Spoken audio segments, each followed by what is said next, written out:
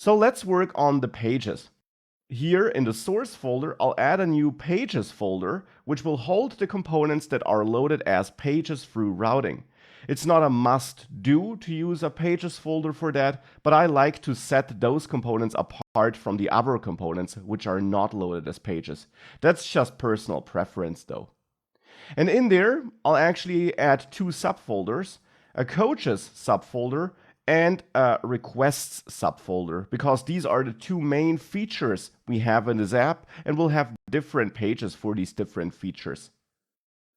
And in the pages folder itself, I'll also add a file, the notfound.view component, which will be our notfound page. In the coaches subfolder, we can then add all the coach pages, and that would be the page for all the coaches, for a specific coach, and for registering as a coach.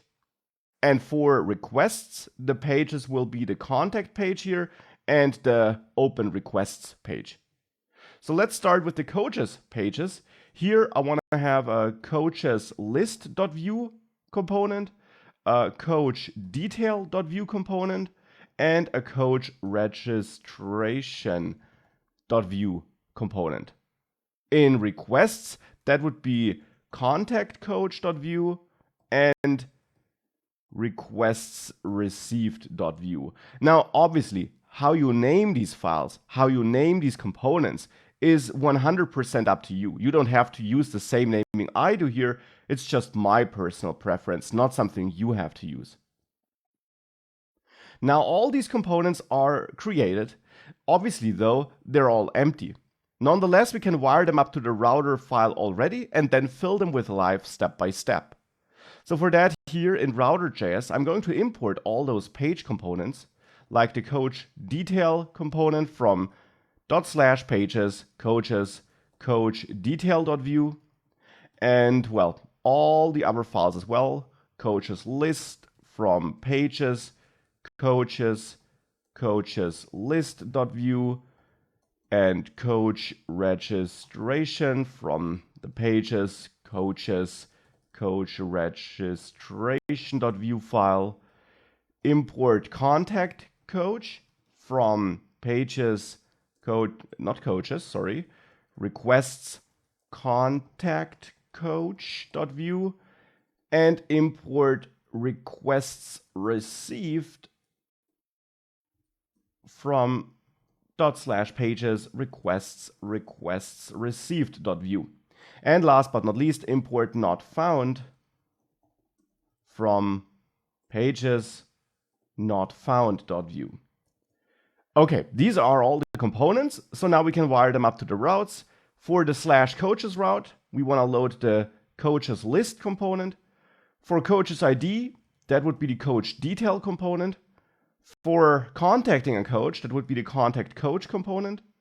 For registering, that would be the coach registration component. For requests, so for the requests we received, that would be the requests received component. And here it's the not found component. So now with that, we registered all components. Now we can fill them with live. Before we do that though, we need one other important component. The app component, the main component that holds all the other components in the end. So therefore, next to main.js, I'll add an app.view file. And this will be, of course, the main entry point of our application, so to say. Here, I want to render my router view. So in the template here, I want to output router view so that we tell the view router where to render these different components we registered. And it's the app file I want to import here in main.js. So import app from app.view to load the app here as our main app. In addition, we of course also need to make this app aware of the router. So besides importing app view here, I'll also import a router from /router.js and store the app here in a constant. And on that app, we can then use router so that we really use the router in this app. And now we're done with the routing and we're all set to continue. So with all that out of the way, now it's time to fill it all with live. And it's totally up to you what filling this with live means.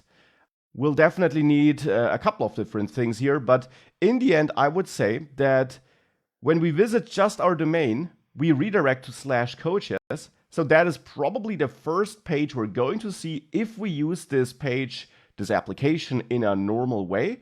So maybe we should start with coaches list, at least with a very basic first version of it.